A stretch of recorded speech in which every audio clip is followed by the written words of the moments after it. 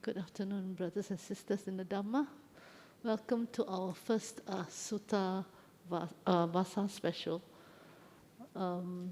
We will invite Bhante after we do the paying respects to the Triple Gem.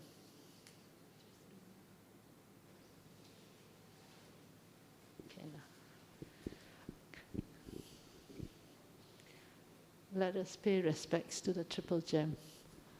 Arahang Samma Sambuddho Bhagava Buddhang Bhagavantang Abhivademi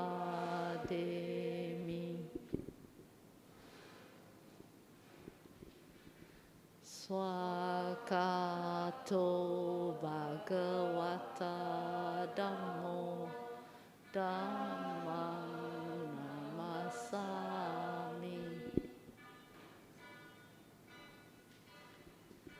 Supatipano Bhagavato Sāvaka Sangho Sanghang Namami.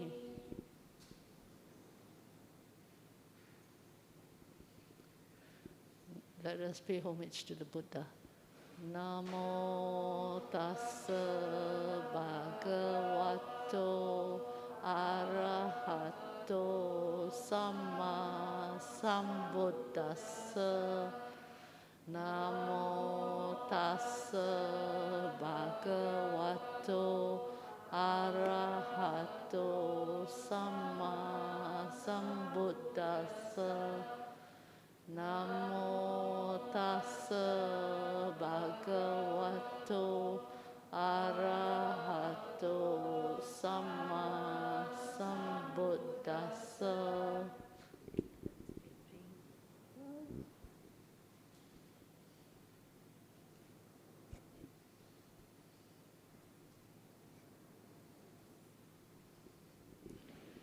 Okay, today we have Bhante Santacitto with us. He will be talking about the Tuvataka Sutta, which is in Sutta Nipata 4.14, translated as quickly. So let me introduce Bhante before we welcome him out. Venerable Santacitto was born in Banjarnegara, Central Java, in 1976. He trained as a samanera for 15 years, spending his time both in Indonesia and Sri Lanka. During that period, he completed his study on Pali and Buddhist studies at the University of Kelaniya from Bachelor of Arts to PhD. Venerable Santacitto received his higher ordination in 2015 under the preceptor Upajjhaya Venerable Sukhemo Mahathera. He is currently residing in Mendut Buddhist Monastery under the guidance of Venerable Sri Panavero Mahathera and has been entrusted to be the head of Kertarajasa Buddhist College in Batu, Malang, Indonesia. So let us knock on his door and welcome him.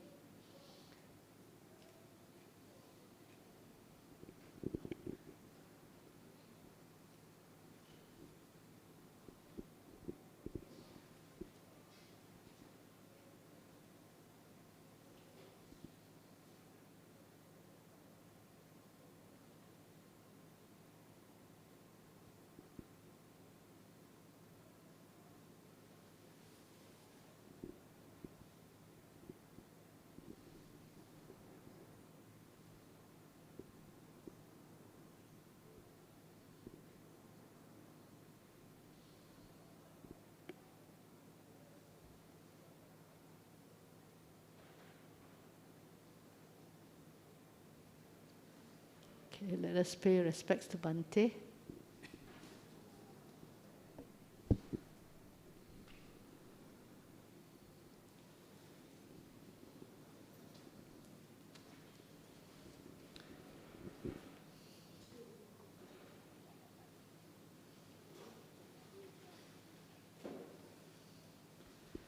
Thank you, Bhante, for coming all the way to Singapore to give us some Dharma talks and sutta discussion. So today we will start off with sutta, then tomorrow Bhante will give us our Sunday service Dharma talk, and followed by Indonesian service in Bahasa Indonesia. Ya, bukan di ini aja, naikkan ke sini bisa. Nah ya, ya. Oke.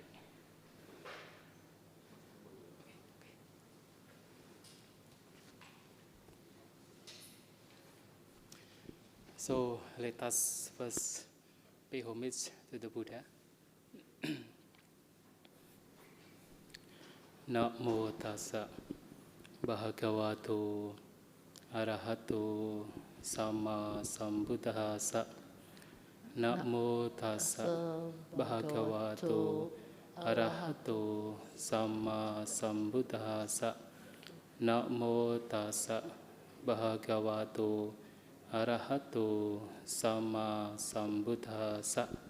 Namo tassa bhagavato arahato sama sambuddhassa. Namo tassa bhagavato arahato sama sambuddhassa. Namo tassa bhagavato arahato sama sambuddhassa. So first of all, thank you very much for the MC, giving the time, opportunity to today sharing the Dharma. And as we all know that today we will have to discuss one discourse that is found in Sutta Nipata, Tuvataka Sutta. So the discourse on quickly, so the meaning of Tuvataka is quickly. And this discourse is very important actually, because it's containing very profound teachings of the Buddha that need to be practiced quickly according to the name of the sutta of the discourse, Tuvataka Sutta. And as we all know that this discourse is, as I mentioned earlier, found in Sutta Nipata. And the Sutta Nipata itself is belonging to Khuddaka Nikaya, one of the texts, Khuddaka Nikaya. And this sutta, this discourse in Sutta Nipata belongs to one part of the text, one part of the Sutta Nipata. As we all know that this Sutta Nipata is divided into 5 parts. That is Uraga Waga, Chula Waga, Mahawaga, and then Attaka Waga, and the last one is Parayana Waga. So this Tuvataka Sutta is found in Attaka Waga, Sutta number 14 among the 16 sutta, among the 16 discourses. And I think it is quite different from usual discourses, which normally it has the introductions, like in Pali we call Nidana, but in this discourse there is no any introductions. So it containing the verses, the stanza, which being given by Lord Buddha, by the Buddha. And why it is very important, because as I already mentioned that this discourse is containing very profound teaching. And it has the conversation between that one person with the Buddha. But according to commentarial literature, this sutta, this discourse is actually given by Lord Buddha at the time of great meeting. So in the times of the Buddha, I think if you already read one discourse in the Tika Nikaya, there is one discourse called Mahasamaya Sutta. So in that Mahasamaya Sutta, according to the background of that sutta, there are 500 monks, the disciples of the Buddha, who came to the Buddha, surrounding the Buddha, and all of them are arahant. All of them are already attaining the fully enlightenment, fully liberation as the arahant. And these 500 monks are actually from the two clans in the times of the Buddha, the Sakyan clan and then the Kolian clan. So as we know that after several years, the Buddha attained full enlightenment, and then he went to Kapilavastu, his hometown, and at that time, there were 500 young people, 250 from the Kolian country, and another 250 from the Kapilavastu, from the Sakyan clan. They came to the Buddha and becoming monk, becoming a bhikkhu. And after some time, they all attained arahantship. So one day, they get together, they meet together in one place. There is the place is called Mahavana in Kapilavastu. And they get together there and they meet there, 500 disciples surrounding the Buddha. And according to the story, according to that sutta, that Mahasamaya Sutta, at that time, it came 1,000 and 1,000 deities. And accordingly, there are deities from 10,000 Lokada to 10,000 world system came to Mahavana just to see what was happening. The Buddha and his disciples, the 500, all are arahant, all already attaining fully liberation. And at that time, among these deities, according to this Tuvataka Sutta, means the commentary literature of this Tuvataka Sutta, among the deities, it occurred the thought, what is actually the path, what is actually the way to attain liberations, to attain arahantship? Because they see there are 500 arahant, 501 actually, together with the Buddha, and they think, what is actually the way, what is the path to attain liberations? What kind of knowledge, what kind of understanding, what kind of seeing in order to attain the fully liberations? And because of that, and due to that thought among the deities, and then the Buddha, in order to come up with the answer regarding the questions among these deities, and then according to this commentary literature, the Buddha created another person. Actually, the one who asked the Buddha about this, the way, the path to attain liberation is the Buddha himself. So the Buddha, by his own psychic power, accordingly, and then created another person just in order to ask what is the way to attain liberations. So this is how the discourse is started from that story, from that background. And here, if we believe that this story is correct, then actually this sutta is about the conversation between the Buddha and the Buddha himself, actually, because the Buddha has created another person. And in the very beginning, if we see the questions raised by this person, there it is stated that I ask you, the kinsman of the sun, that is in Pali, we see in the Pali, that is Aticca Bandhu, that is the kinsman of the sun, and that is the epithet of the Buddha himself. And the great seer, Mahesi, from the term Maha-esi, the great seer, regarding the seclusion and the state of bliss. So he's asking about the two things, Viveka and Santipada. Viveka here is being translated as seclusion, while Santipada is the state of bliss. Actually, these two things actually referring to Nibbana, the same as Nibbana. So even though the term Viveka, as we all know that in many discourses, mostly referring to the high concentration, like the jhana, but here the term Viveka, which is translated as seclusion, is referring to Nibbana, just like Santipada, the state of peace. So here, again, it continues, seeing in what way does monk become pacified, clinging to nothing in the world. So katang diswa, seeing in what way nibbati bhikkhu, the monk, become pacified nibbati. So the term nibbati is also referring to nibbana actually, because nibbati is the verb for the nibbana, the noun of nibbana. So seeing in what way, understanding what kind of knowledge that monk could attain nibbana. Anupadhyano lokasmin kinci, so clinging to nothing in the world. So this is also actually referring to Nibbana. So the persons who already attained Nibbana is the fully liberations, like the Buddha and these five Arahants, the disciples of the Buddha, cling to nothing to the world because already no any clinging, already no any attachment. So there is no any clinging, no clinging at all. So took it in simple way, this question is about the way such a person or the monk attain arahantship. So what kind of knowledge, what kind of understanding the person can attain Nibbana, can attain fully liberation. So this is the questions raised by the person, which is actually the Buddha himself, the created one, created by the Buddha himself. And now the most important is that the answer given the Buddha, the answer given the Lord Buddha.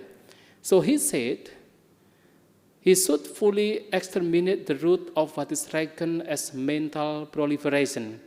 I am the thinker. And whatever craving inside him, mindfully he should train himself to subdue them.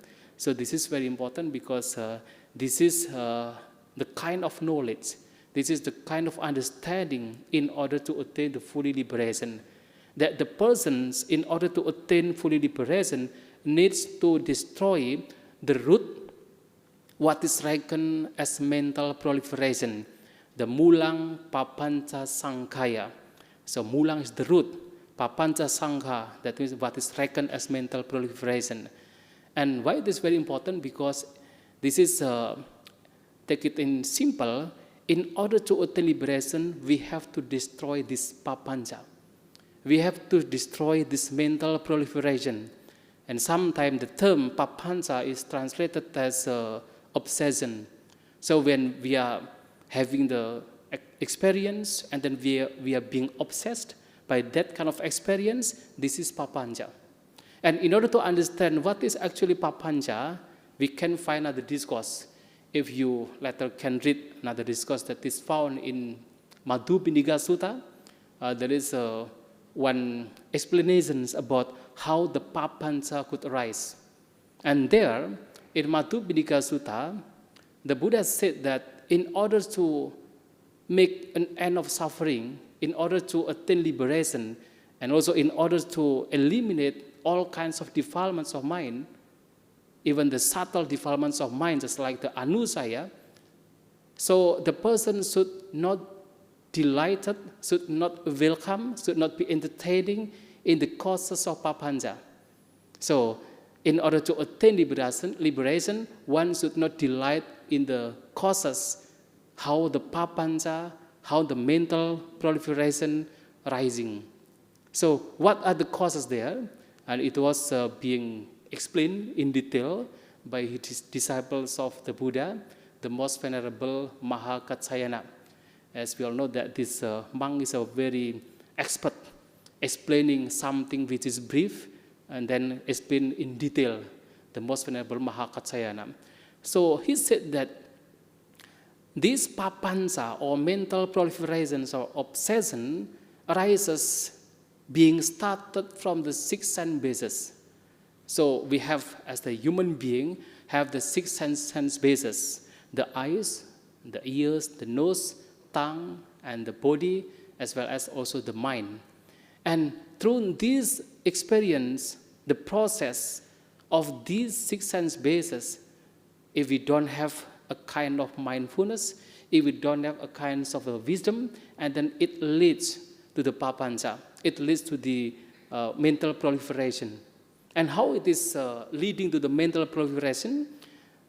There it is stated, for example, when we are talking about this, the process of the eyes, where the eyes is get together with the form. So when there is the eyes and the form, they are arising the eye consciousness. So it is stated there in Pali, Cakkunca padica rupeca upajati cakuvinyanang. So when there is the eye and the form, which is eye seeing the form, there arises the eye consciousness. And this is very normal, very common. So whenever the eye sees the form, there will be, at the time, automatically, the eye consciousness rises. And then, when these three get together, so the I and the form and the I consciousness get together, there arises phassa, contact. So this is also very common. This is kind of automatically, when these three get together, the contact rises there. And with the contact, as a condition, there arises Vedana, the feeling, just like in the Patija Samuppada, especially the 12 factors of Patija Samuppada, Phassa, Paccaya, Vedana. So when there is the feeling, there is the contact, there arises the feeling. And now, what one feels, that what one perceives. That means that when there is the feeling, when there is a feeling, there arises sanya, perception. So what one feels, that what one perceives. When there is feeling, there arises sanya, arises perception. And now, what one perceives, or what one recognizes, that what one thinks about. That means when there is perception, there will be vitaka, there will be thought. And the most dangerous thing in this process of mind is that what one thinks about, and then such a thought will be going over and over, and being obsessed. That obsession, the thought which is going over and over, that is what we call as papancha. So in that papancha, there are various kinds of defilements of mind. And in this discourse, the most venerable Mahakaccayana, and also of course the Buddha himself, said that in order to eliminate the defilements of mind, one should not delight, one should not welcome, one should not entertain in these causes of the papancha. So the causes is, there is the I, and then there is the form, there is the I consciousness, there is the contact, there is a feeling, there is the perception, and there is the thought. So at least we have to be very careful with these eyes. There were in some discourses how the Buddha always tell us how to protect, how to guard our eyes. So before this experience of the eye could lead to the papancha, first we have to take care of the eyes. First, we have to guard our eyes in order to make these eyes not leading to the papancha. So this is why we have to protect our eyes by means of indriya samvara, by means of this the sense restraint. If not the eyes, at least we have to protect our contact, our phassa, our touch. The so-called contact is not only just that contact between the body, touch of the body, because the phassa itself actually coming from the term pusati. Pusati is to touch. So the nouns of the verb pusati is the phassa. So that means the touch. When there's the touch between the eyes and the form, the ears and the sound, and so on, so we have to take care of that. So therefore the Buddha said that when we talk about 4 kinds of food, so perhaps there is one time the Buddha was asking a certain Samanera, the name is Sopaka, so what is one? What is the one? And the Sopaka said, Sabbe ahara tidika, sabbe satta ahara tidika, that all being survive by means of the food, by means of ahara. So this ahara is, there are 4 kinds of ahara. So not only just kabalingkara, like the ahara, the food that we normally eat every day, but also one of the ahara is the phassa, the contact. So because of this contact, because of this ahara, we always be in these cycles of birth and death. That means in order to cut off these cycles of birth and death, we have to not to entertain the phassa, not to entertain this contact. Because the contact is a very, we can say, very dangerous, because mostly the people just, in order to wish to get the pleasant feeling, and then so finding many things through the eyes, through the ears, through the nose, and so on. See, this is how the mind is always try to find the contact, try to find the touch, The thoughts coming from the eyes, the nose, the ears, and so on. So we have to take care of our mind with regard to this phasa, in order to not to entertain, not to delight, not to welcome this phasa. So that not leading to this papancha. And sometimes the Buddha also always reminding us how we have to take care of this feeling. If we cannot perceive or we cannot notify these eyes, we cannot recognize the eyes or recognize this phasa, we can recognize the feeling at least. In order to make this feeling not leading to the papancha, we can just recognize, we have to detect the feeling. Because from the feeling itself, there are a lot of defilements of mind. Once the Buddha said, not the Buddha, but one disciples of the Buddha, one bhikkhuni, I think you know that's Venerable Dhammadina, being asked by his ex-husband in the discourse Chula Vedala Sutta, and she said that these three kinds of feeling, so when we are talking about the feeling, talking about this Vedana, there are three kinds of feeling: the pleasant feeling, unpleasant feeling, and neutral feeling. And mostly, when we don't have this mindfulness, we know any mindful, there is no any sati within our mind. When the feeling arises, there will be defilements of mind going along with that feeling. So when the pleasant feeling arises, there will be raganusaya, mostly. That means the latent tendency of attachments, of kind of greediness, attachment, clinging to that feeling. And when there is the unpleasant feeling, if we don't have mindfulness, we are not mindful to see that feeling, the risings of that feeling, normally there will be arising the patiganusaya, or the latent tendency, the very subtle defilements of mind regarding the hatred, disliking, and that happen. And even when there is the neutral feeling, not pleasant or unpleasant, and that is neutral feeling, if we don't have this mindfulness, we are not taking care of this feeling in the sense that we are not detecting the risings of the feeling by means of the mindfulness and of course the wisdom, and there will be avijjanusaya, or the latent tendency, the defilements of mind with regard to this avijja, the non-understanding. At least there is no understanding about that feeling is also in the state of ever-changing. And that feeling, that neutral feeling, is also impermanent. Because of there is no any mindfulness. So the person cannot see the impermanency of that feeling. So therefore, when we practicing the teachings of the Buddha, in this case meditation, the insight meditation, we have to take care of the feeling, to see the risings of the feeling, and to see how when this feeling arises, is there any defilements of mind or not. If there is defilements of mind, and then we have to we have to immediately eliminate that defilements of mind. And this is what we have to do. So that by means of that practice, and that feeling will not lead to this papancha.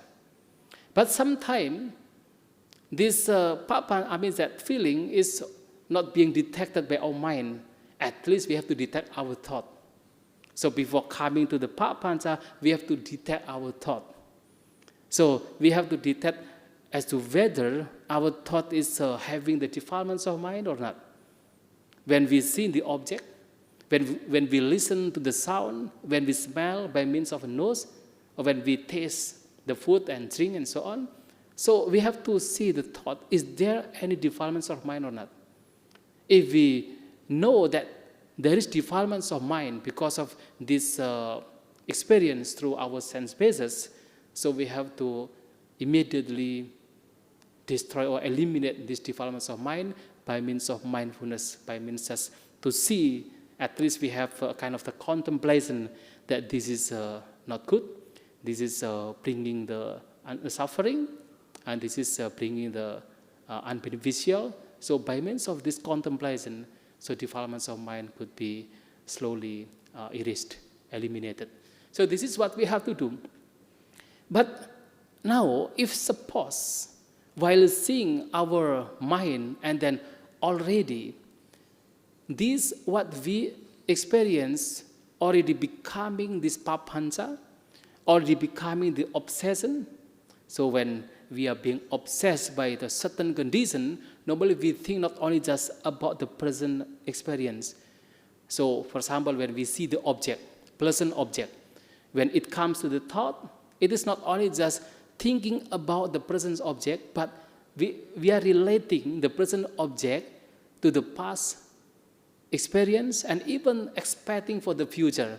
This is how the papancha is taking us to think over and over, not to think just the present moment, the present condition, the present experience, but also to think about the past and also about the future. And if suppose our mind is already being overwhelmed by this papancha, what we have to do? Again, we have to have this mindfulness. There is one book being composed by a certain monk from Sri Lanka, the most venerable Katuk Kurundinyanananda. He's actually composing one book about this papancha, and he said, by means of this mindfulness, even when the mind is being overwhelmed by this papancha, we can just taking care of that. We can just, this papancha can be eliminated by means of mindfulness, by means of sati. And in that book is actually not only just about sati, not only just about mindfulness, but a kind of passive awareness. By having awareness, the passive awareness, the bare attention. And by having this bare attention to see, to detect this papancha, that papancha itself will be reducing and ultimately will be disappearing. So this is what we have to do.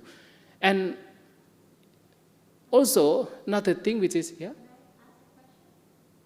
whether it is possible. Now asking or later? Later, right? Yeah.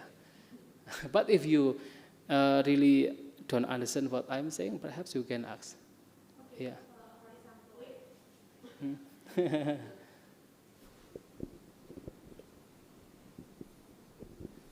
For example, we need to guide our sense object. Let's say I see a dress.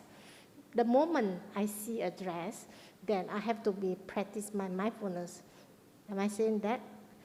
Let's say I don't guide my senses. Can you open? I think better is open your mouth. Okay. Yeah, okay. Let's say I go to shop and I Okay. see a dress. When I see eye contact, I see the dress and there is a feeling of like or dislike, right? Can I say that I need to practice mindfulness once I see the dress? Yeah. If you have if you really understand what is happening at the time, that is a mindfulness. When you really understand, when you really notifying, detecting what is happening when seeing the dress, in the shop, that is mindfulness. The only thing is that in this practice of mindfulness, in this practice of, we can say, the insight meditation, it's not only just mindfulness, but also the wisdom. So when there is the sati, mindfulness, there will be the wisdom, sampajana. So mindfulness is only just to detect what is happening, but then the wisdom plays its role to eliminate that defilements of mind which are arising together with condition, with that experience. So beside mindfulness, you should have the wisdom. For example, you have the wisdom about, you understand this is impermanence. That is the wisdom. So when you have this kind of the pleasant feelings or the pleasant thought, like defilements of mind, just like raga nusaya, the latent tendency for raga, for attachment, and then you can just put the wisdom there to contemplate that this is also impermanent. So the mindfulness just to see, just to detect what is happening, but then the wisdom, and then cut off that defilements of mind. So that is what you have to do. To have the dress, right? Yeah. Thank you. Thank you. Yeah. Okay. I think I can continue, right? Yeah, continue. Thank you, Bhante. Yeah. So this mental proliferation also very important to understand with regard to commentary literature. So according to, especially that I just mentioned, Tuvutaka Sutta, this papancha is the perception about the thought, which is over and over thinking about the past, the present, and the future. But according to commentary literature, this papancha referring to 3 kinds of defilements of mind. I think if you read many discourses of the Buddha, when the Buddha talking about the 5 aggregates, like Rupakanda, Vedana, Sanya, Sankara, and Vijnana, and the Buddha said about the wrong thought, to see that these 5 aggregate as mine, as I am, as myself. Etang mama, esohamasmi, esomeata. So as mine, etang mama. As I am, esohamasmi. As myself, esomeata. So these 3 kinds of thought actually happening in this papancha. So when we have the thought, this is mine, etang mama, this is a kind of craving. This is a kind of tanha. You see the tanha, the craving. When we think this is mine to whatever conditions or the object that we have, and then we think this is mine, this is a kind of tanha. And this is one of these papancha that happening in the papancha, mental proliferation. And the second is that when there is the thought, this is I am, eso hamasmi, this is a kind of mana. Mana means actually not just conceit, because now some translator translating the term mana in Pali as the conceit. But the Buddha said that mana is the comparison, comparing oneself to others.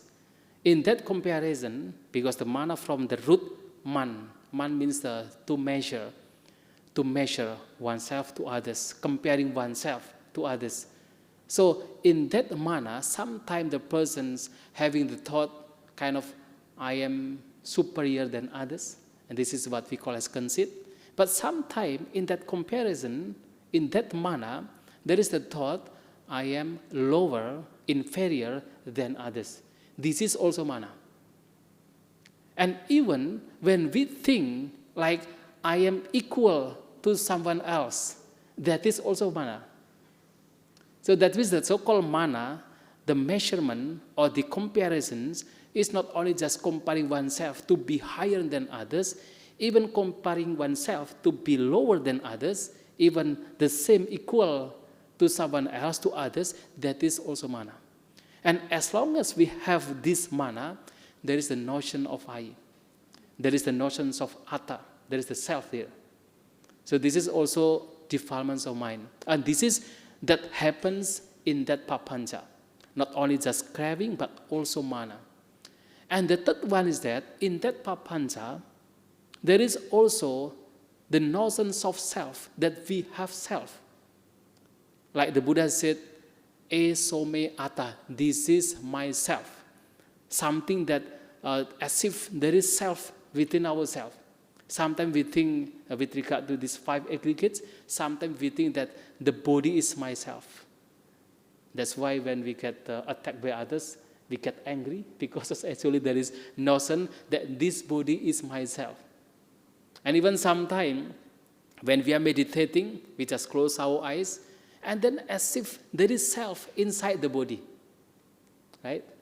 There is a kind of self entity inside the body. That is also the notions of I, the notion of having self. And that is also the defilements of mind. And sometimes, as if there is a self, very big self, covering our body. So we just meditate, and then as if there is self, very big self, covering our body. So the body belonging to self. And sometimes the self inside the body. And sometimes the body belongs to self. And sometimes there is the self outside the body. And this is only just the body.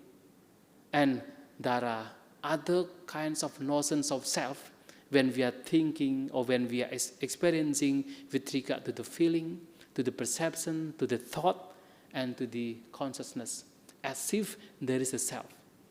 And in that papancha, this mental proliferation, this notions of self is also there.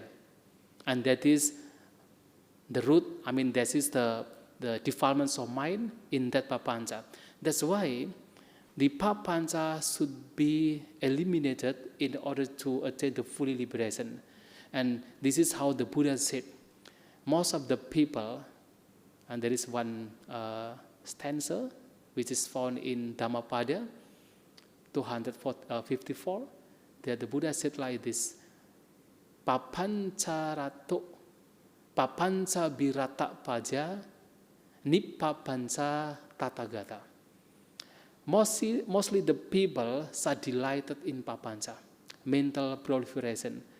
But the Tathagata, the Blessed One, those who already attain the fully liberations are devoid of papancha. There is no any papancha. So the so-called Arahant, the so-called the Blessed One, like the Buddha, they don't have any papancha anymore. They don't have any obsession. They don't have any mental proliferation. When they see the object by eyes or listening to the sound, they will not lead their minds to the papancha. They have the thought. Of course, they have the feeling. They have, the sense basis, the same like us, but they don't have the papancha. They are not obsessed by whatever experience that they experience. They are not obsessed. So this is different. But, so therefore, in order to attain the liberations, we have to eliminate this papancha. And also in this discourse, Tuvataka Sutta, and that's why it is also mentioned here that the root of mental proliferation is the notions of I. And this is in this sutta, there is the term, the phrase manta asmi, that I am the thinker. So when there is the notion that I am the thinker, or there is a I, the notions of I within ourselves. So this is the root of papancha. So that's why the so-called tanha, mana, titi, the craving, the comparison, mana, and the titi, the view, the wrong view about the self, all these are actually related to the notions of I. So when we have the craving, this is mine, so there's the notions of I. When we have the comparisons, I am higher than others, I am lower than others, I am equal, there is the notions of I. So when we have this a notion of self, there is the atta. This is my atta, eso me atta. There is a notion of I. So as long as there is a notion of I, there is the thought, I am the thinker. So that is the root of mental proliferation, and that should be abandoned. So this is what we have to do. And again, the Buddha said about craving. So whatever craving inside him, mindfully he should train himself to subdue them. So here craving, the tanha, as I mentioned that the tanha is also belonging to this papancha. So whenever there is a tanha within our minds overwhelmed by tanha, so the papancha also there. So in order to destroy the tanha, one should practice mindfully. So here there is the term sato, sato, sada, sato, sike. So one should train sike, mindfully sato. Sato is from the term sati. So as I already mentioned earlier, that in order to, not to entertain, not to delight in the causes of papancha, in whatever it is, and here is not to, in order to eliminate the craving, even the mental proliferation, one should train oneself by mindfulness, by sati. And here, even though the Buddha said about only sati, by the term sato, of course, in that practice, not only just sati, but also the wisdom, but also the panya. So whenever there is a sati, there will be the panya, not only just sati. And sometime in other discourses, the Buddha talking about sati and panya. But in this discourse, it's only sati. But when there is the term sati as the way how to eliminate the defilements of mind, that sati must be together, going together with the wisdom, with the panya, or sometimes it is called sampajana. So here, so tanha.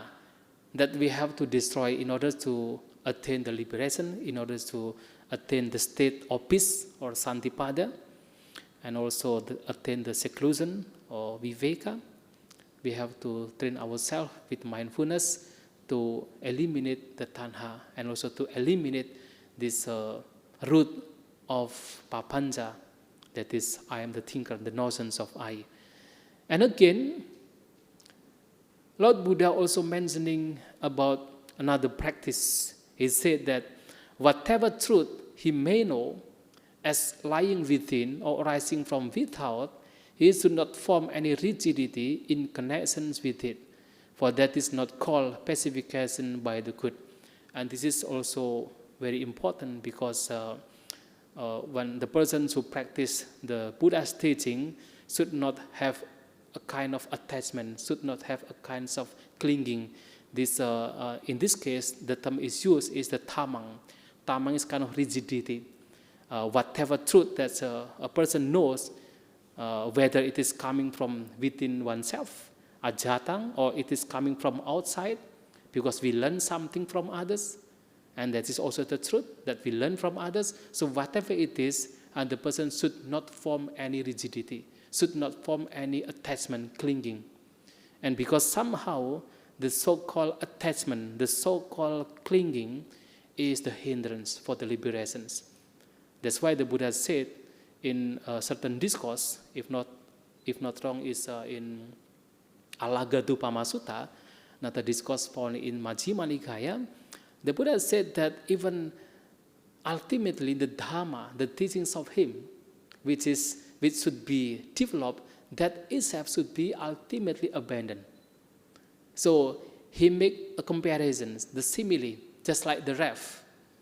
Kulu pamang bikawi dhammang desisami, taranataya nagahanataya.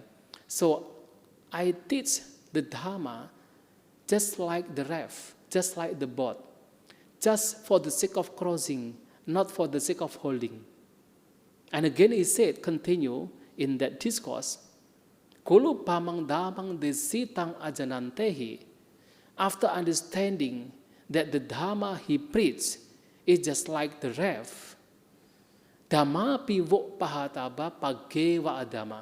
So even the Dhamma or the teaching, I mean the good thing, the wholesome thing, the wholesome state should be abandoned, let alone adama, let alone unwholesome states.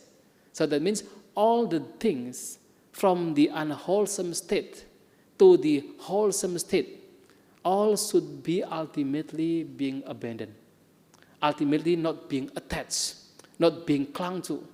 Because attaching, clinging even to the Dhamma itself is the hindrance. So that's why even the person knows about the truth within oneself, or the truth within coming from outside, the person should not form any rigidity, should not cling to that truth. And that is also important. And that is, we have to, to be very, we have the mindfulness, we have to be very mindful about this kind of thought. Because sometimes when we understand something and we think that this is the truth, this is kind of the teachings of the Buddha, and then sometimes without any awareness, and then we attach to that truth. And that itself is the hindrance. So that's why the Buddha said like this. There's, we are being encouraged not to attach that this is the only truth, while others are wrong. Sometimes when we are practicing, we are learning the teachings of the Buddha, sometimes this kind of the clinging, very easy to rise. That's we cling to this teaching. Of course, we have to practice this teaching. We have to use the teachings of the Buddha to cross this, the cycles of birth and death, to cross these rounds of samsaric life. But we also have to be aware, whenever there's the clinging, the attachment, that also the hindrance. So that's why whatever truth that we know, whether it is coming from oneself because we are practicing the teaching, or we know because coming from others, someone else telling us about the truth, not because of that, and then we attach to that truth. We are using that truth, we are using the Dharma, but not attaching the Dharma. Just like we are using this ref, this boat to cross, but not to hold, but not to attach. And this is also what the Buddha said that we have to do in order to attain the fully liberation. And according to him, when the persons form any rigidity to whatever truth he may know, this is not called as specification by the good. Nibbutti satang nahi sat nibbutti satang wuta. It is not called as a specification nibbutti by the good satang. And also, this is also what actually I already mentioned earlier in the very beginning, that we should not have this kind of thinking that I just mentioned about the mana, about this comparison. And this is also found in the commentary literature, this kind of thought on verse 924, and this is a kind of mana. So he should not, because of it, think himself superior. Seo na te na manya. Inferior, should not think himself as inferior or nicheo, or else think himself as equal to of another. This is sariko. That means as long as we have this comparison, that we think that we are better than others, or we are not better than others, or we are equal to others, this is also the defilements of mind. This is also a kind of mana. So that should be abandoned. And touched by contact in various ways, he should not keep conjuring self. So when we are being touched by various kinds of conditions, not to give any conception of self. Because mostly when we are being touched by various kinds of objects, when we are seeing the object, we are listening to the sound, there is a kind of as if there is the self. There is the self seeing the object. There is the self listening to the sound. There is the self which is now eating. Now I am eating. Now I am seeing. Now I am listening. Now I am touching. Now I am smelling. Now I am thinking. So whenever there is this touch by various kinds of form, various kinds of condition, what the Buddha advised to his disciple is not to keep conjuring self, not to give rise this self-notion. And this is also very important. That's why in another sutta, there is a discourse found in Udana Pali. The Buddha said to one wanderer, the name is Bahya Daruchirya. He said about the practice that whenever using these 6 sense bases, for example, while seeing the object, tite tita matang bhavisati. So in the scene, by means of eyes, that is just mere seeing. In the heart, by means of the ears, sute, sutta matang bhavisati, that is just mere heard, that is just mere hearing. And in the smelling, in the touching, in the tasting, also the same. That is just mere experience. So, in that practice given by the Buddha, is whenever our 6 sense bases touch its object, we should not conjuring self. We don't add a kind of notion that there is self. There is the self which is seeing or listening or smelling or tasting or touching or thinking. Just to see that experience, just mere experience. Just to see seeing, just mere seeing. Just to see listening, just mere listening. And this is how we have to practice. Not conjuring self, not having the notion of self whenever we are being touched by various kinds of conditions. Not giving rise to the rising of self. And that is also another thing that we have to practice in accordance to this Tuvataka Sutta. So, can you understand? Okay. And again, the Buddha said, another things in verse 925, he said, still right within, that means ajata meva vupasami, that means kind of calmness, vupasami, the calmness within internally. Monk should not seek peace from another, from anything else. Na anyato bhikkhu santi mesaya. So not searching, santi, not searching the peace, anyato, from other. So a monk, bhikkhu, should not search the peace from other. Ajatang upasantasa, for one still right within, nati atta kutto nirattava. There is nothing embraced, so how rejected? And first we have to understand about that we, and of course in this discourse, mostly the Buddha is talking about the monk, but in the practice, not only it is available for the monk, but also even the lay people also can use this kind of practice in some extent.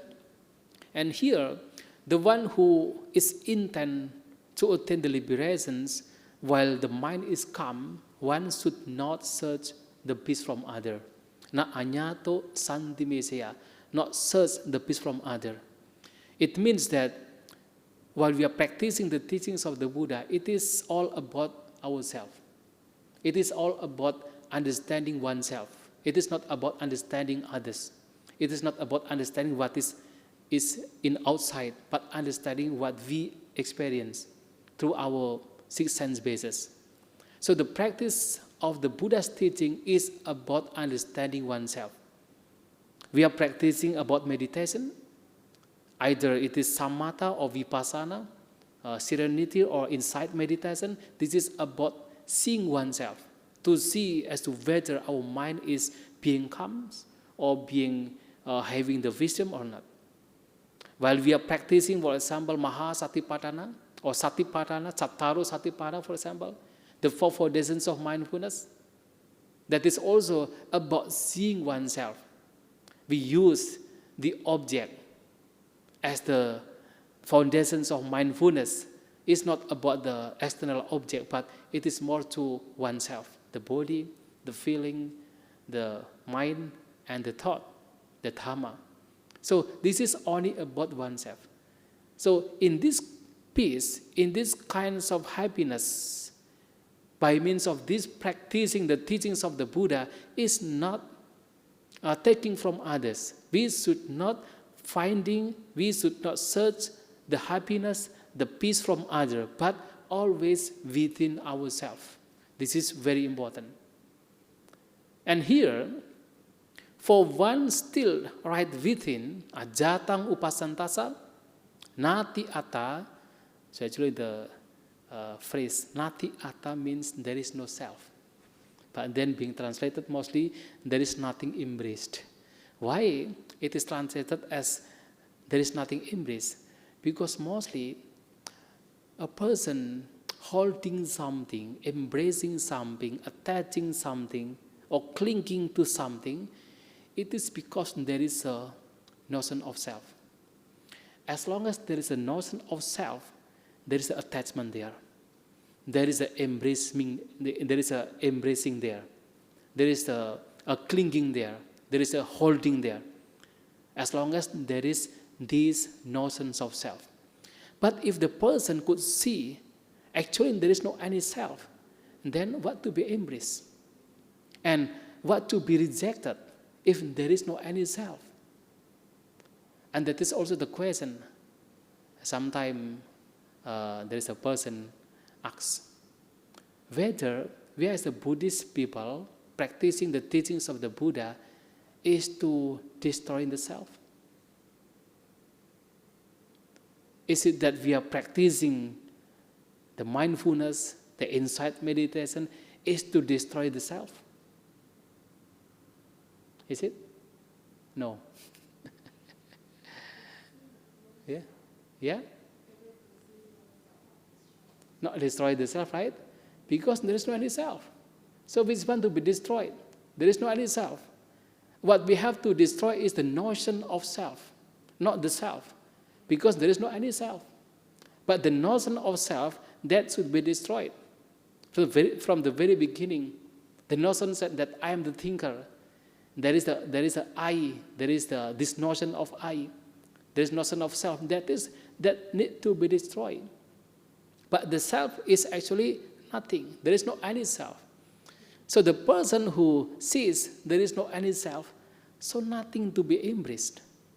Then how to be rejecting? There is no anything to be embraced, and there is no anything to be rejected.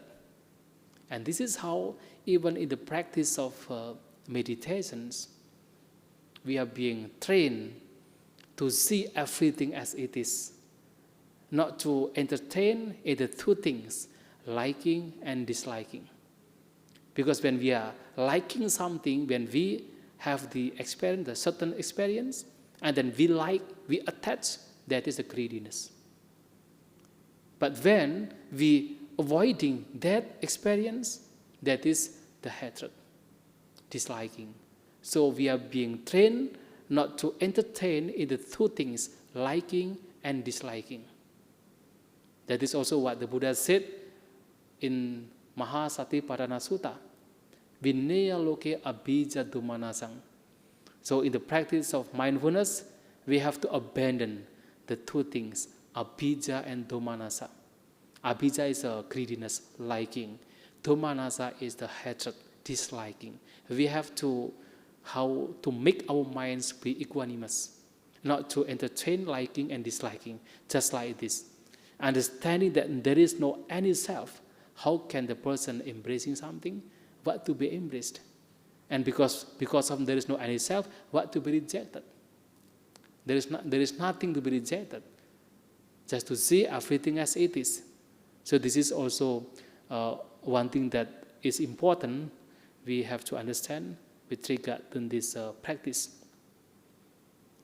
And again, the Buddha said about another thing, that as in the middle of the ocean, it remains still with no waves availing, so the monk unperturbed still should not swell himself anywhere. So that means should not having the conceit.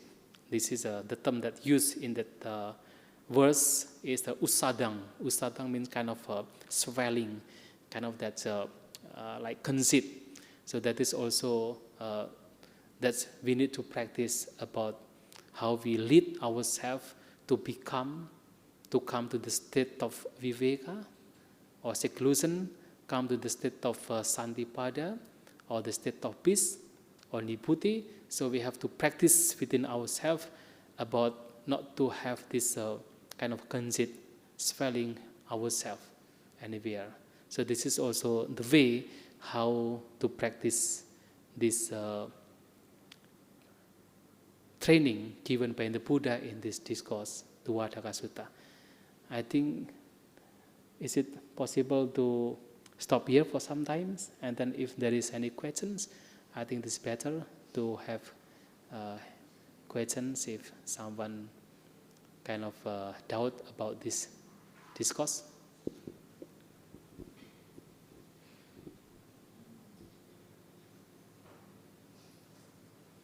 I hope you can understand.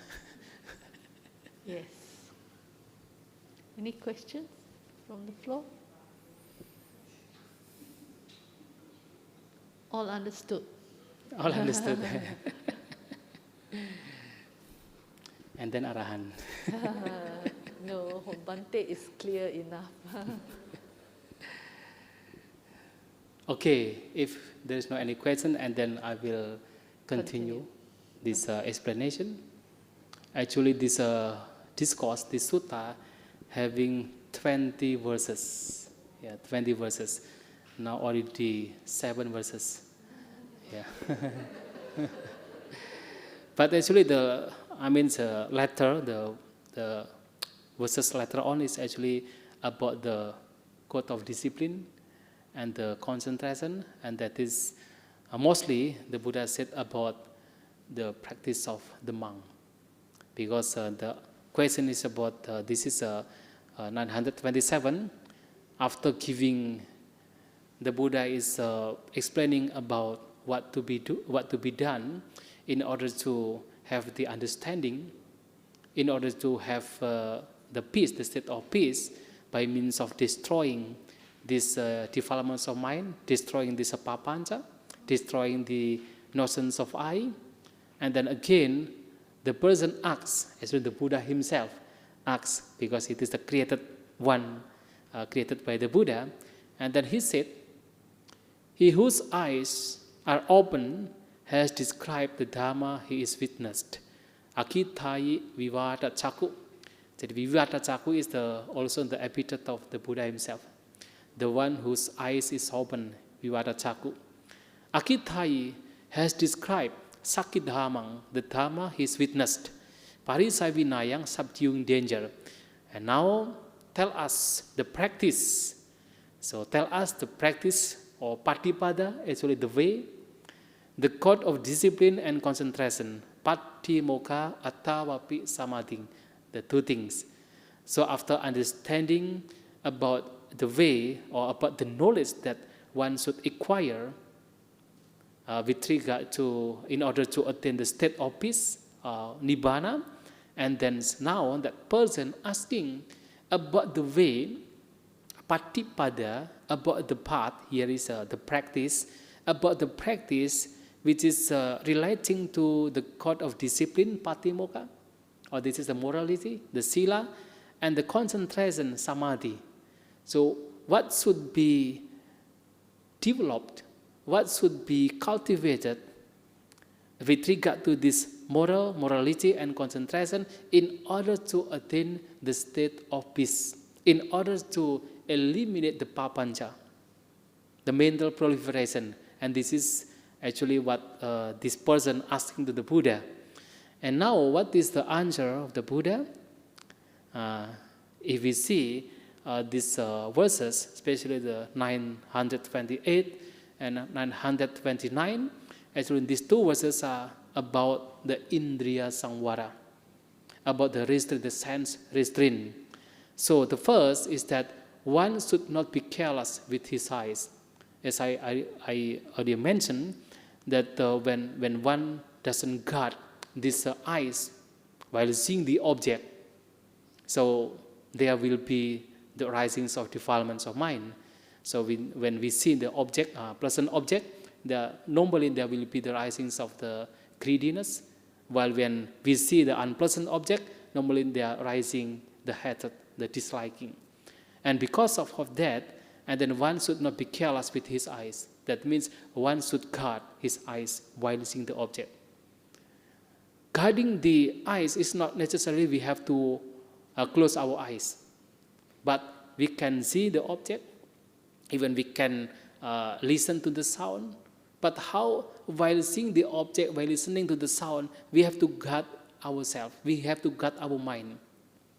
So once the Buddha was asking to a certain wanderer, the name is Uttara, you can later see in the last discourse of Majjhima Nikaya, Indriya Bhavana Sutta, and there the Buddha asking a certain wanderer about what is the way of your teacher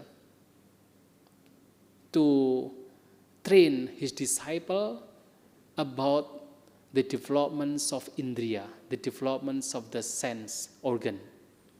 And that Uttara said, oh, my teacher said that we have to close our eyes and we have to close our ears. But then the Buddha said, if that is so, then the persons who are blind and the persons who are, deaf, those are the persons who are really already developing their mind, because they don't see the object, they don't listen to the sound, so they are the very people who are really already developed in the mind. But that the Buddha said that developing this indriya, this sense organ, is not by means of closing our eyes, shutting off our eyes, or closing our ears, but how we have to guard our mind while seeing. To see the object, pleasant object, don't give rise to the defilements of mind like the greediness. Or listening to the bad sound, don't give rise to the risings of the hatred. So just protect, just to guard our mind. So this is how we have to develop our this sense bases, according to Indriya Bhavana Sutta. So here, the second one is should close his ears to village talk. That means that we have not only just listening to something which is unbeneficial. So the so-called village talk is not about the talks of villages. That is wrong. But the talk which is unbeneficial. And it also reminds us about one statement given by the Buddha in the very beginnings of his discourse, Dhamma Cakkappavattana Sutta, the two practices which are extreme. The first is Kamesu Kamasukalikana Yoga, the self-indulgence, and the second, the Attagila Yoga, the self-torture. So the self-indulgence is stated by the Buddha as Hino Gamo Potujaniko. Hino, lower. Gamo. Gamo means kind of village. That means the so-called, the practice of village or village people is not about like those people who are living in the village, but more to the persons who are living only just for the sake of sensual pleasures, only for the sake of indulgence, sensual indulgence. So that is the way of villages, not the village people. So likewise here, the so-called village talk is the talk which is connected with these sensual pleasures, talking about something which is unbeneficial. So we have to close our ears, not to entertain, not to welcome this kind of talks. But we have to talk only about Dhamma. So when we are really intent in the practice of the Dhamma, in the practice of the teaching of the Buddha, as the Buddha mentioned, only two things that we have to do. Arya Tunhi Bhava or Dhammakata. Noble silence. If we have to talk only the Dhamma, not to talk something which is actually not important or unbeneficial. So this is what we try to train ourselves, just to lead our mind only to the beneficial things, including not to listening to something which is unbeneficial, or we are talking something unbeneficial, but we are talking about only Dhamma, something which is important or significant, or it is bringing this beneficial to us. This is what we have to do. And then the third one is that one should not covet for flavors. That means about the food, about the drinks, not to having the greediness with regard to the food, with regard to the taste. So there is the eyes, the ears, and also the taste. And also should not view anything in the world as mine. Mama yeta kinchi, natsa mama yeta kinchi lokasming. They should not view anything in the world as mine. As I already mentioned earlier, that this is a kind of tanha. So when we think something as mine, this is actually a kind of tanha, a kind of craving. Although, of course, in Buddhism we have the two kinds of truths, the Samudhissaca and Paramattasaca, or conventional truth, and the highest truth. So in this conventional truth, of course, we still have the thought. We still have the kind of the thought. This is mine. This is my laptop. You see, perhaps you can think this is my temple, right? This is only just a conventional truth. But in reality, all these are actually in the state of ever-changing. How can we think that this is the real mind, the real possession? All these are just mere changing, impermanent. So to see something as impermanent, not as mine, is Paramattasaca, the highest truth. But in the conventional truth, in the society, of course, we still use that term. This is mine. Even we have to use the term, this is I am. I go, you go, then, and so on. So this is how we have to differentiate between this conventional truth and the Paramatta, the highest truth. In these lines of practice, we have to always within ourselves to see everything, anything in the world as not mine. And this is also the practice that we have to do. And then again, when touched by contact, one should not lament, should not covet anywhere any states of becoming or tremble at terrors. So according to commentary literature, when touched by contact, he should not lament, meaning that when we are being touched by unpleasant condition, seeing the unpleasant object, listening to the unpleasant sound, tasting unpleasant taste, when we are being touched with the unpleasant things, not because of that, and then we have the lamentation. We are not suffered because of that. This is also the way how to make our minds becoming calm, our mind becoming peace. That's why just today in the morning, one person asking me about meditations. When we are meditating and then there arising the painful feeling in the body, what we have to do? We have to train ourselves. We have to train our, the patient. That is also what the Buddha said. There is one kind of the practice that we have to do. Adivasana pahata basava. Because there are defilements of mind that should be abandoned by means of patience, by means of maintenance, to maintain, to be patient. So that's why in this kind of practice also, even though we are being touched by unpleasant feeling, unpleasant object, we have to train ourselves not to get suffered. Just be patient. That is also kind of training.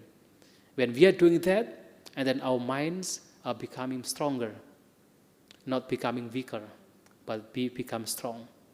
And should not covet anywhere any states of becoming. So, of course, in this practice, we should not having kind of wish by means of this practice. And of course, it is for the monk especially. This is the Buddha said that if we, as the monk, wishing any states of becoming by means of this practice, by means of this meditation, by means of this morality, hoping that one day after passing away get reborn in the heavenly world, in the Brahma world, that is according to the Buddha or the monk, it is a kind of, memalukan. Shameful. Shameful. That is for the monk, of course, but for the lay people, even the Buddha said one of the duty for the monk to the lay people is giving the teaching leading to the heaven. But for the monk, especially for the monk, by expecting by means of this practice, meditations or morality and so on, to be reborn in the heavenly world or Brahma world, that is shameful, memalukan in Indonesia. So that's why in this year should not covet anywhere any states of becoming or tremble at terrors. That means while we are practicing the teachings of the Buddha, sometimes we have to face various kinds of, kind of terrors, the fearful. That's also we should maintain the equanimous. We should maintain the upekkha, not to getting trembled, not to getting shaken because of something fearful. And that is also the way, one of the practice, one of the training that we have to do. And mostly like in the past, in the times of the Buddha, many monks are living in the forest, and some they have to see many things. They have to sometimes to face many various kinds of animals, dangerous animals, and that is the wild animals, right? So because of that, and then not by means of that, and becoming tremble, becoming shaken, but maintaining the equanimity, maintaining the upekkha. That is also the way how to practice, how to train one's mind. And according to commentary literature, the tremble at terrors here also can relating to the Ghanindriya and Manindriya, because the four indriya already mentioned here. The first is the eyes, and then also the ears, and then the taste, and the body, and the the Kana is the nose, and also the mind, also according to commentary literature, referring to this tremble. But I don't know why they take that as a tremble, because of this smelling and also because of the thought. But somehow, at least, we have to understand that in this kind of practice, we have to train ourselves maintaining the equanimous, not to get tremble, shaken by the terrors, by the fearful state. And then again, the practice that we have to do, especially this is actually mostly for the monks, that's why I said mostly for the monk here, is that when gaining food and drink, staples and clothes, he should not hoard them. And this is the practice of the monk. We are not allowed to store the food, to store the clothes. Even we have actually, there are two things with regard to our robe. One is the adhitthana chivara. Adhitthana chivara is the robe which we have the adhitthana. It is kind of the first robe that we get while upasampada, being upasampada. And the second one is the robe which is can be shared to other monks. This one is this is actually the robe which can be shared with other monks. So if other monks are wearing this robe, actually no problem. But for the adhitthana is only for us, only for each and every monk. That's we have the robe. So to hoard, to store various robe or moreover like food and drinks, that is not allowed by Lord Buddha. Because as a monk, we have to practice the contentment, santuti, santosa. We have to accept whatever food, drink, whatever, the four primary needs, the robe, and the place to stay, and also the medicine as the people give. Bhante, Not to, yeah? Which robe cannot be shared? That is the adhitthana. Adhitthana robe is what is adhitthana in English? Tekad. How do you say in Indonesia? It's tekad. Yeah, kind of determined. The robe which is determined to be the determined robe, adhitthana robe. So when we have the robe, chivara, only three kinds of robe. That is uttara sangha is this robe outside. Outer robe can be shared. Other one. So first is adhitthana robe. Adhitthana is three kinds of robe. This is called uttara sangha. That's now I'm wearing. And then the serum, that is antara vasaka. And then other one is a sangati, the double robe. That's the robe is having the two clothes here, double one. Sometimes we are just we are put on the shoulders. These three kinds of robe is one is adhitthana. That means only when we determine this is the adhitthana robe, that is not shared to others. But all others robe, for example, this robe that I'm wearing actually can be shared to others. If someone else, like the monk, other monks don't have any robe and then want to use this robe, actually no problem. Yeah, that is the way actually, according to Vinaya. But I think you don't have to understand to know. Yeah. So the adhitthana robe is actually determined by yourself when you received it. Yeah, by each and every monk. And sometimes we can change. For example, in the very beginning, when we are getting upasampada, the higher ordination, and the first robe that we got from the layperson is adhitthana robe. But then after some time, perhaps after 3, 4, or 5 years, that robe is now damaged or not proper to be used anymore, and then we can find another robe to be determined robe. We can change to another robe. Yeah. Okay. Thank you, Bhante. Okay, perhaps if someone want to ask or someone still have doubt about this, that's already explained, you can ask.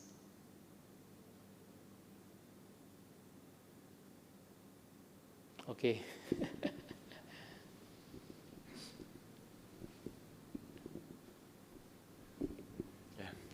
Thank you. Okay, welcome. Bhante, I have a question. I think, currently in the social media, as you know that I have a group of social media, but I know this group is almost like they're practicing the Buddhism in such a way that they only talk about Dhamma. They only say something which is meaningful to all the people. And they don't say something which is nothing to do with, when there's no benefit, they just quiet. So I think, I think if the world is like these people, I think the world's gonna be very quiet, right? I mean, because they don't want to talk any other thing. Now, sometimes that kind of group is quite boring, Bhante. I mean, I don't see the benefit, If you don't throw anything, even you throw a subject to discuss, they just quiet, So now, the relativity of whether this is to them is beneficial or not is also different, right, from one person to another. So how do we, these people, I know they're very kind, but how to, encourage them, to talk more, so that they can give, the spreading of the goodness to other people, okay? Number two, the question regarding just now, about the three kinds of feeling, the pleasant, unpleasant, and neutral, right? Every time in the meditation, of course, we have to have the ideal, ideal condition, like the tranquility. I mean, if the place is quiet, tranquil, and then sanctuary, that is the most ideal for us to, to do the focus, right?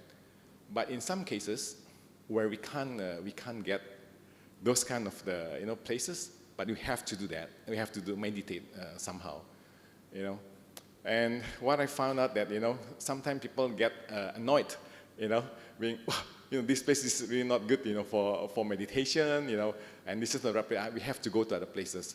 So I think as long as we are human, I mean we are not monks, right? We are not trained, to be good in every condition. Okay, when this place is not pleasant, and we try, when the place is unpleasant, we try to avoid, find another place which is pleasant to us. So it's kind of a relativity. So what do you think, how is the quality of the meditation when we are, I mean, the way how we meditate is based on that kind of, selection of the preference? Yeah. That's all. Thank you. Yeah. Thank you. For the first questions, actually there is one statement given by the Buddha about the Sappurisa and Sappurisatthara. One is the person who is good, and the second is the person who is better. Sappurisatthara. So Sappurisa is good, Sappurisatthara means better than good. That means better. For example, the person who is good, he is learning the teachings of the Buddha. He is good. But the person who is better, not only just learning for himself, but also spreading to others. That is better. That's why actually if we understand the value of this teaching, not only just this teaching being kept by ourselves, but also we have to spread to others, because this is a very important, this is a very valuable. So those people are good people, but not better. If only just keeping what they understand only for themselves, those are good people. They are not having trouble with others, or they are not kind of attacking others. But will be better if those people, after understanding the teaching and then also spreading to others. That is what the Buddha said as Sappurisatthara. Not only just Sappurisa, but Sappurisatthara. So, like you, because you are the friend of them, you can just tell to others, tell to your friends that it is better not only just to keep what they understand only for themselves, but also to spread to others. That is important. Just like the Buddha himself. If suppose the Buddha is after attaining full enlightenment, and then in the very beginning actually he's not interested to teach his Dharma, what happened? If the Buddha didn't teach what his discovery to the world, to the people, and now we cannot understand. We cannot know the teachings of him. But that the Buddha, out of compassion, out of wisdom, of compassion, and then he taught what he has discovered to the people, to the deities, to the world, to the human beings. So this is what we have to take the step of the Buddha. So to be sub-bodhisattva, the better person. The first and the second one is that about choosing the quiet place. Of course, in the very beginning of our practice, and even suppose we already being advanced in our practice, we still use various kinds of media to make our mind better, to develop our mind. Just like the Bodhisattva himself. For example, after practicing the self-mortification, and then he came to understand that this is not the way. He came to know that the way is how to come back to the right way by, consuming the food properly. And then he did the food because he understands in order to attain like what he already experienced in the childhood, attaining the first jhana. And he said in the Tuvutaka Sutta, he said that in order to attain that kind of concentration as the way ultimately leading to liberation, he needs the food.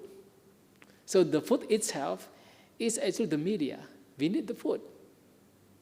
And the second is that, and then this Bodhisattva also coming to the place that now Neranjara, the river Neranjara, that both guys along the river Neranjara, and then he said, this place is very beautiful. This place is very quiet. And this place is not very far from the villages. So this is a very, very, very good place to practice, to develop the mind. And this is Bodhisattva in that discourse mentioning that the place, the quiet place, the place where not very far from the village, but also not too close to the village, that is the best place to practice meditation. That means as long as we are not attaining the liberations, we still need that kind of place, the quiet place, the good place. But of course, we should not kind of attach that we have to practice only the quiet place. And then if we don't get any quiet place, and then we don't want to meditate. Of course, when we have to choose, there are two places. One is a quiet, another one is a very crowded. Which one we have to choose? Of course, the quiet place. And then if we don't have any kind of the place like that, all are crowded, and then what to do? Even though it is crowded, we still try to practice the teaching, the meditation. We have to understand in another way that meditation is not only about the quiet place. Meditation is about how we have to protect, to guard our mind. As long as from we are getting up from the sleep until we are going to the sleep, from that time we are guarding ourselves, we are guarding our mind, we are protecting our mind in each and every activity. That is the meditation. That is the citta bhavana, the development of mind. But if we have that quiet place, of course we can choose that quiet place. It is better. But if we don't have, then what to do? Still we are practicing. Just like the explanations of the 10 Pali Buddha, the 10 hindrances while we are meditating, one of which is the sickness. When we are getting sick, while practicing meditations, what we have to do? We have to make disappear the sickness. We have to put medicine. We have to take medicine to have that sickness gone away. That is what we have to do. But then after taking various kinds of medicines, we are going to the doctors, and then that sickness is still there, and then what to do? And then we have to continue our practice. This is what the most venerable Buddha Gosa said in that Visuddhimagga. Just like the Buddha himself, even the Buddha is the Buddha, the fully enlightened person. When he got sick, he was also taking medicine. Even he has the private doctor, Jiwaka, as the private doctor of the Buddha, taking medicine. Let alone us, when we are getting sick, we have to take medicines. But after taking medicine, and then the sickness is not gone away, and then we have to continue our meditation. So likewise, when we have the quiet place, of course, we have to choose the quiet place, comparing that crowded places. We have to choose. But if we don't have this quiet place, and then we have to continue our practice. This is what we have to do. Yeah. Thank you, Bhante. Okay. We can continue. Okay, yeah. And then I continue, 931. Here the Buddha said, if according to commentary literature, the two verses, not two verses, but the three verses are about the Indriya Samvara until 930. But then in the stanza 931, it is about samadhi, about concentration, from the term meditative one, jayi. Jayi is the one who meditates. So the one who meditates named jayi. So the one who meditates should not be one given to aimless roaming. Na pada lolasa. Pada means pada is food. Feet, our feet. Lolasa is kind of aimless roam, aimless. That means going somewhere without any aim. Walking somewhere without any aim. So the persons who meditate should not be one given to aimless roaming. That means the one who meditates needs to understand the aim, needs to understand the purpose why he is meditating. So the purpose, the aim, why he is meditating is none other than to eliminate defilements of mind, to attain the liberation. This is that one should always, have the aim. In the lines of the Buddhist practice, the meditation, the developments of mind should have the aim. The aim is that to eliminate the defilements of mind. And he should refrain from restlessness, should not be heedless, not pajameya. So actually the term not pajameya is from not appamajaya. Appamajaya is appamada. Not appamajaya actually should not be heedless. That means the person should not have negligence. This is also a kind of having the mindfulness, having the alertness, not negligence. So in these lines of practice, one should not have this negligence. One should be always in the state of alert, appamaja. And should live in a noiseless abode. This is that, just now asking, right? Even the Buddha said to his disciple, especially for the monk, it is better to live in the place where very, little sound, apasada. Apasada means very little sound. Apa is little, sada is sound, very little sound. That means quiet. It is better. If we can choose the quiet place, comparing to the crowd place, of course, we have to choose the quiet place, the apasada, the quiet sound or the little sound. That's why in many discourses, the Buddha to his disciple, telling that after the monk having the morality, good morality, and then having the Indriya Samvara, and then contentment, and then having the Jagara, the wakefulness, and mostly the Buddha will ask monks, his disciples, to go to the quiet place, either to the under the root of the tree, or in the empty place, or in the forest, and sometimes even in the cemetery. So the cemetery is also one of the places recommended by the Buddha to practice meditations. So perhaps you can try there. The cemetery is the very, very good place because mostly people are not going there. So that is very quiet place. Not to find kind of togel kalau Indonesia. In Indonesia have the togel. We may arrange one. Okay, so the symmetry, and sometimes in the times of the Buddha is some monks are building kind of the small hut built by means of the grass.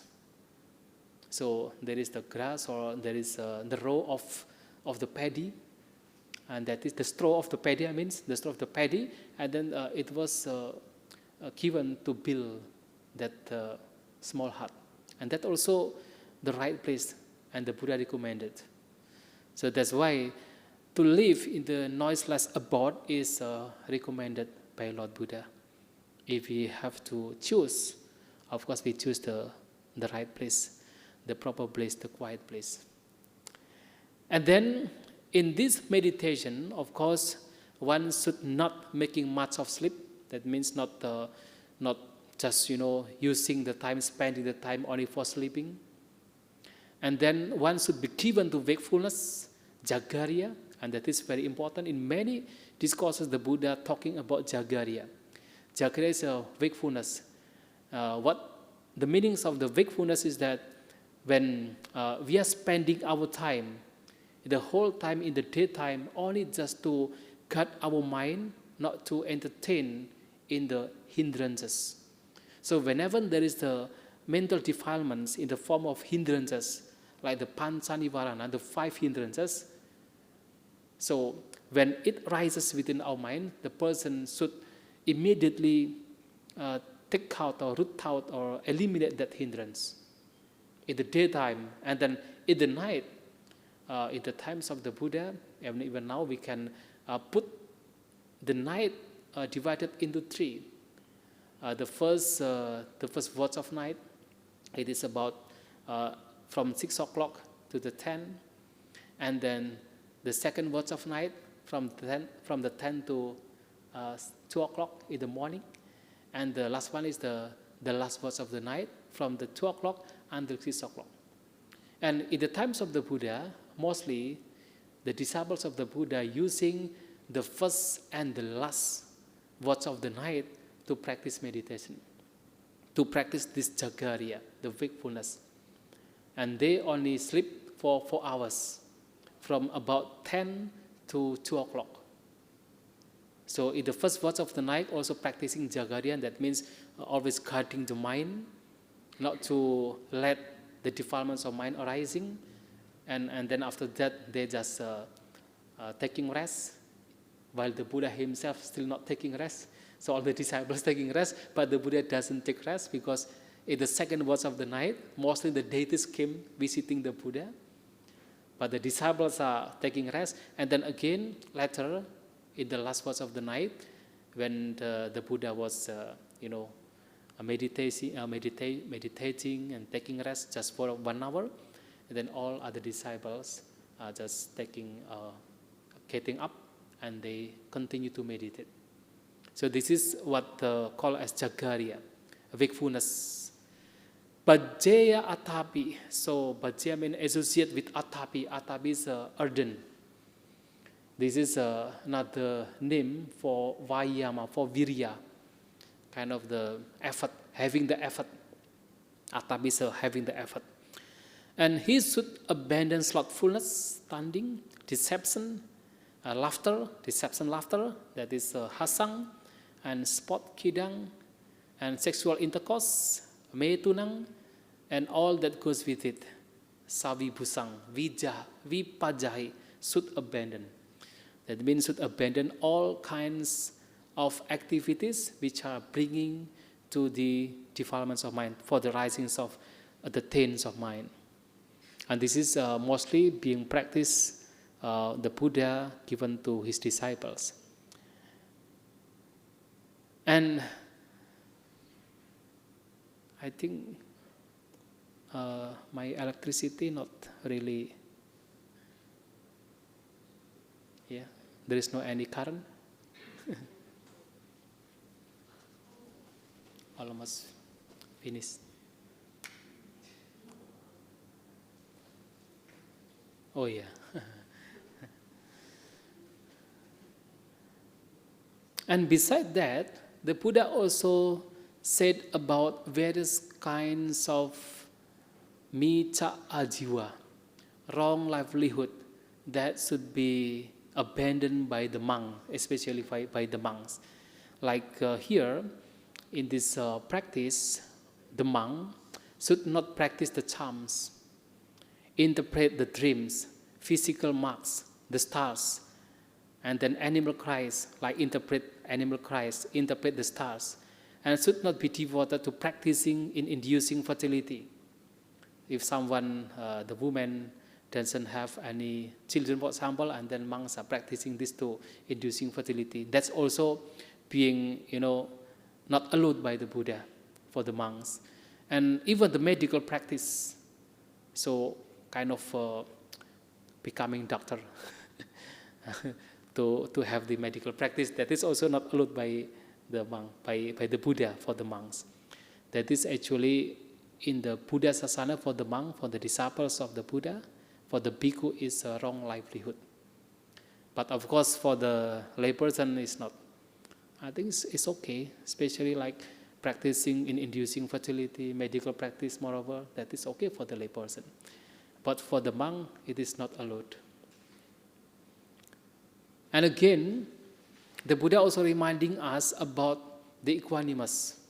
That is, a monk should not tremble at blame or shall be elated with praise. That is also found in the Dhammapada. That's whenever getting the praise, and then the person should not be elated, and getting the blame should not be tremble. That is also found in some discourses. One of them is in Dhammapada. The verses in Dhammapada also found that kind of statement. So he shall destroy the greed together with avarice, anger, and slander. So this is also what we need to do. I mean, for the practice of the Buddha's teaching, those who are intent for the liberations should always having the mindfulness to destroy the greed together with avarice, macharya, anger, kodang, and slander, pe sunya. And for the monk as well, should avoid this wrong livelihood, just like should not buy or sell. So the monk is not allowed to buy and sell.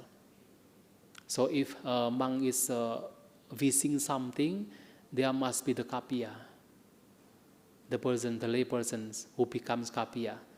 The kapiya is the ones who allow something which is not allowed. That is kapiya. So if monk is want to get something, and then kapiya needs to buy. Monks cannot buy and also cannot sell something. Okay, should not buy or sell, or defile anyone anywhere. Should not linger in villages. So that means should not attach to the village. Just like the Buddha said in Karanyameta Sutta, Kulesu ananugito. There is one statement, Kulesu ananugito. That monk or the persons who are practicing the way of the Buddha's teaching, especially for the monk, should not be greedy among the kula. Kula is the family. Family is not only just our own family, but the family is a layperson, other layperson. Should not be greedy among the laypersons. Kulesu ananugito. So it is similar to this statement, Gamecha nabi sajjeya. That means should not linger in villages. And also should not flatter people in hopes of gains. Not talking something just to get something. That is not allowed, not proper for the monks. But I think for the lay people as well. This is also a kind of the greediness, a kind of craving. And then another thing is that a monk should not boast or speak with ulterior motive. That means having the bad wishes, talking or boasting or speaking about oneself to get the kind of bad wishes, bad expectation to others. And should not train in insolence or speak quarrelsome words. That means one should not have, especially for the monk, and it is also good for the layperson, should not quarrel. Avoiding the quarrelsome. And again, should not engage in deception or knowingly cheat, should not despise others for their way of life, understanding, precepts, or holy vows. And this is also important because when, even though, for example, we are feeling like perhaps better than others, but if we despise others, the Buddha said that such a person is called Assappurisa. You can see in one discourse, Sappurisa Sutta of Majjhima Nikaya. Even the person, for example, having, for example, a monk, and then he could practice morality well, but then he despised others, that others are not well, not like me, I am better than others. That is a characteristic of Assappurisa, not good person. Even suppose such a person attain a kind of high concentration, jhana, either the first jhana or second jhana, the third jhana, and then thinking, despising others, exalting oneself. Now I am already attaining the jhana, and all others are not attaining jhana. That is also the characteristics of Assappurisa, not good person. Because even though this is the truth, just like in the very beginning, the truth that oneself already attained something in this regard, like for example the jhanic concentration, but then attaching to that attainment, exalting oneself, despising others, that is also the hindrance. That is also the defilements of mind. That also should be abandoned. So here, one should not despise others with regard to their way of life, understanding, precepts, or holy vows. Even though perhaps our understanding is better, but not because of that, and then despising others. Even though perhaps our precepts are better, our way of life are better, but not because of that, and then despising others. Even though our practice, the holy vows as the monk, as the bhikkhu, are better, for example, leading to the liberation, but not because of that, and then despising others. Just like in the Buddha's time, even now in India, there are a lot of holy practices among the people, among the Brahmins and others. If we are going to India in the Ganga River, and then you can see how many Brahmins and also many samana, yogi, they are practicing various kinds of practices. And not because of we feel like, oh, I am better, and then despising others. That is also not the way of what the Buddha teach to his disciple. Okay, and then provoked by with many words from contemplatives or ordinary people, so samana and putujana, he should not respond harshly, for those with calmness do not promote opposition. So even though we are listening to the rough sound or unpleasant sound from other people, either from other ascetics or from putujana, from the ordinary people, not because of that, and then we respond with hatred. We respond with unpleasant word. Because when we respond in that way, that is also not the way of what the Buddha teaches to his disciple. So therefore, one day, when the Buddha was on the journey together with his disciple from Savatthi to Nalanda, there is two persons, the teacher and the disciple. Yeah.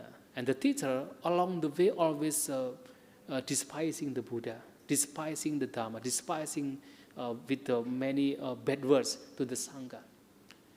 And after arriving at Nalanda, and the monks, the disciples of the Buddha, and then talking about what was happening along the way.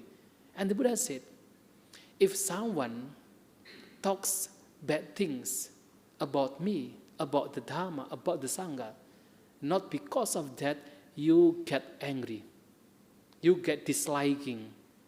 Because when you get angry, when you get disliking with that conditions, that is the hindrance for your mind. That is not the calmness.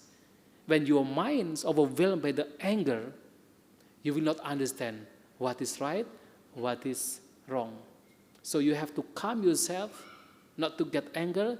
Only then if there is the right time, you can tell to that person, what you said is not true. What you said is wrong. It is not in accordance to what we have. So this is what we have to do. So therefore here, even we get bad words, the harsh word from others, we should not respond with harshly or respond with anger or hatred, because that is not the calmness. And for those with calmness, or here the word is using the term santo, that is the one who, or those who with calmness, do not promote opposition. This is also the way how the Buddha teaching us. And in the verse of 939, according to commentary literature, this is about the panya. This is about the wisdom. Here, the Buddha said, knowing this teaching among inquiring. So, the phrase vichinang bhikkhu, among inquiring, that is the panya. That means that the monk should inquire the teachings of the Buddha. Inquiring the teachings of the Buddha is a kind of wisdom, a kind of panya. While other verses are talking about the sila and samadhi, and this is talking about the panya. So, knowing this teaching among inquiring should always train it in mindfully. So, should always train in the mindfulness. So, here the term is still the same, sada sato sike. Should train mindfully, should always train mindfully. Sada sato sike. And santiti nibuting nyatwa, knowing unbinding. Nibuting being translated by certain monk as unbinding, and sometimes pacification, nibuting, because that is also another form of nibbana. Knowing unbinding as peace, santi, he should not be heedless of Gautama's message.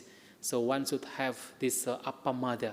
One should have this, the alertness, not negligence in the message of the Buddha, in the message of the Gautama.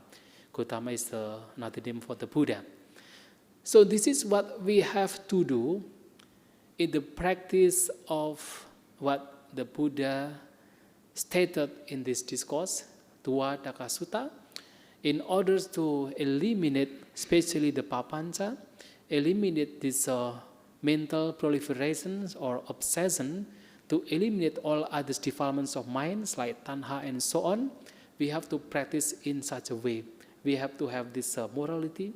We have to develop our concentration. We also have to be mindfully inquiring with regard to the Buddha's teaching, having the panya. So the sila, samadhi, panya should be there in order to eliminate the root of papancha, the root of mental proliferation, that is the notions of I. Or sometimes it is called, there is the term manta asmi, I am the thinker. So this is what we have to do. So I think that's enough for me. And thank you very much, and I hope you can understand what I am saying, I am discussing, I am telling, and may all beings be happy. Thank you. Sadhu, sadhu, sadhu. Bhante, one question. Okay. Yeah. At the start, you said the question was asked by Buddha himself and answered by Buddha himself. Is it through the commentaries because they don't know who asked the questions? Yeah, that is according to commentary literature. And even not only just this discourse, but other discourses belonging to this Attaka Vagga, like Puribeda Sutta, Chula Byuha Sutta, Mahabyuha Sutta, and this Tuvataka Sutta, according to commentary literature, are actually being asked by the Buddha himself. So the Buddha, by his own psychic power, created another person, and then to come up with this discussion. Because the deities are just, they have the thought occurring in their minds, but they don't ask. So the Buddha, in order to clear their doubts and then created another person to ask these questions raised by in the thought of the deities. Not only just Tuvataka Sutta, even the other sutta as well. Thank you, Bhante. Yeah. Any other questions? Clear your doubts. If none, we shall end there. So maybe request Bhante to share merits with all sentient beings. Thank you. Okay, let us put our palms together with the Anjali posture. We, with calm mind, dedicate our meritorious deed for today in the listenings of the Dhamma, discussing the Dhamma as these meritorious deeds. So we dedicate all these things to our departed ones, our loved ones, and all the beings, all the creatures here and outside, seen and unseen. May all of them know these meritorious deeds, and after knowing, they are followed to happy. Sabbhitiyo vivajantu sabbharogo vinasato mate bhavatvantarayo sukidikayuko bhava abhivadana silesani chang buddha pacayino cattaro dhamma vadanti ayuvanno sukhang balang idhang vo nyatinang hotu sukita hontu nyatayo idhang vo nyatinang hotu sukita hontu nyatayo idhang vo nyatinang hotu sukita hontu nyatayo bhavatu sabha mangalang rakantu sabha devata sabba buddhanupavena sadasoti bhavantu te bhavatu sabha mangalang rakantu sabha devata sabba dhammanupavena sadasoti bhavantu te bhavatu sabha mangalang rakantu sabha devata sabha sanghanupavena sadhasoti bhavantu te. Sadhu, sadhu, sadhu. Thank you, Bhante. Can we pay respects to the Buddha and then later Bhante?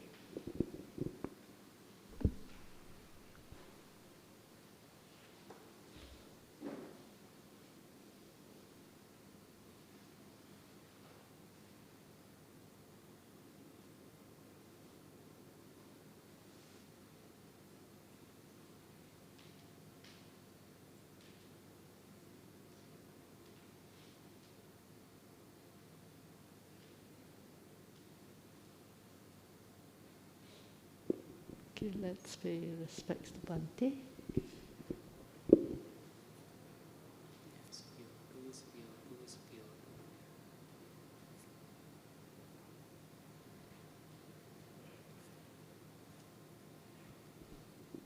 Thank you so much, Bhante. Yeah, we can take your leave, Bhante, and we will see you tomorrow. While the rest, I'll have a few announcements before you leave. Thank you so much, Bhante. Okay, some announcements. Tomorrow, Bhante will be talking about relationship between paticca samuppada and vipassana bhavana, which is dependent origination and insight meditation. Please come by 10 o'clock, not 10:30, because Bhante needs to have his lunch by 11:30, so do come by 10. Okay, and then followed by 2 o'clock will be Indonesian service about the importance of daily meditation. Those who understand Indonesia, Bahasa Indonesia, do come and listen. Why we must practice daily. We still have 2 more classes with Sis Sylvia on a meaningful life and a beautiful death. So the next Saturday, 2 o'clock to 2 to 5. 2 to 5. And then the last one will be 3rd September, 2 to 5. The preparing for death one, okay? And Sunday, of course, we have Dr. Ng Yen Yen, continuation of the Vasa 2022 Sutta special. So the next Sutta will be Dr. Ng Yen Yen. Thank you, everybody. See you tomorrow, 10 o'clock.